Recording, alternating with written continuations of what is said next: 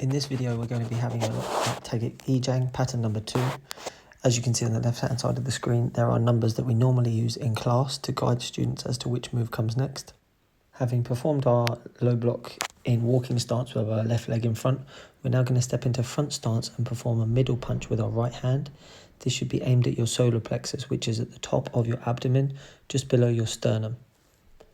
Now we're going to look to our right, draw our right hand up, and push off the ball of our right foot so that we can then rotate 180 degrees and perform a right-sided low block in walking stance. Next, we're going to draw our right hand up, step forward into front stance again, and perform a middle punch with our left hand. So the moves on the right side are in fact identical to the movements on the left side. We will now look to our left, bring our right hand up above the height of our shoulder, and point the direction of travel with our left hand, keeping our hands closed throughout. We'll pivot on the ball of our left foot and perform a right inner block. So as we're moving forwards, we're on opposite sides. Left leg leads, right hand blocks, and then as we step forward, the right leg will be in front and we will be performing the block on our left hand.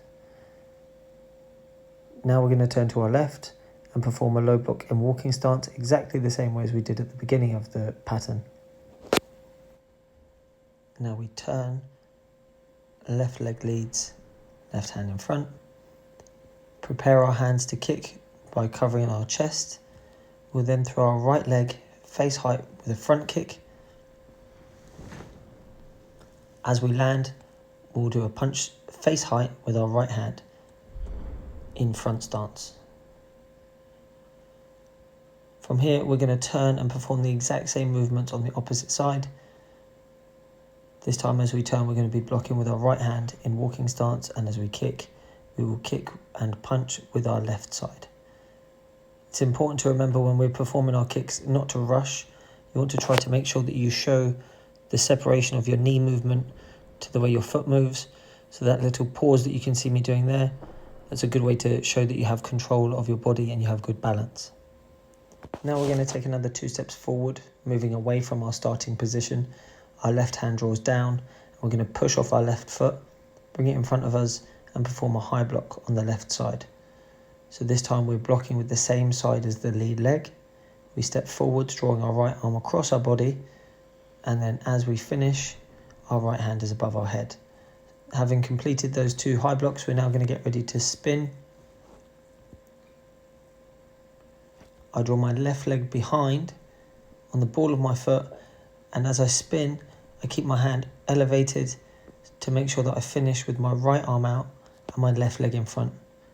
Now we're going to turn the opposite direction, looking over our right shoulder, straighten out our right arm, lift the left arm, and draw your right leg just slightly back to allow you to pivot on the ball of your foot as you finish, having completed your last inner block with your left hand and your right leg in front.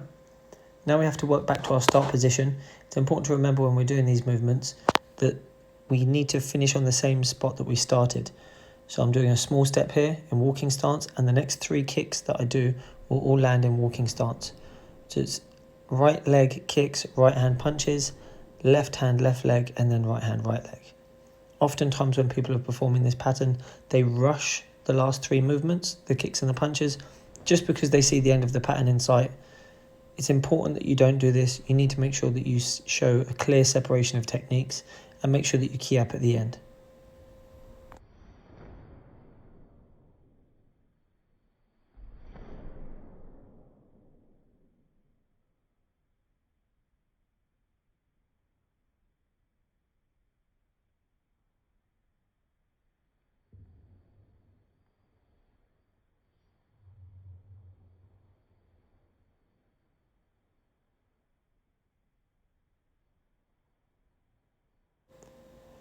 Let's have a quick look at the last part of the pattern from the reverse angle.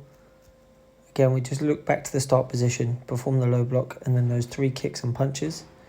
You do want to make sure that as you land from your kick, you're also pushing out your punch simultaneously. You don't want to have a separation in those 2 techniques.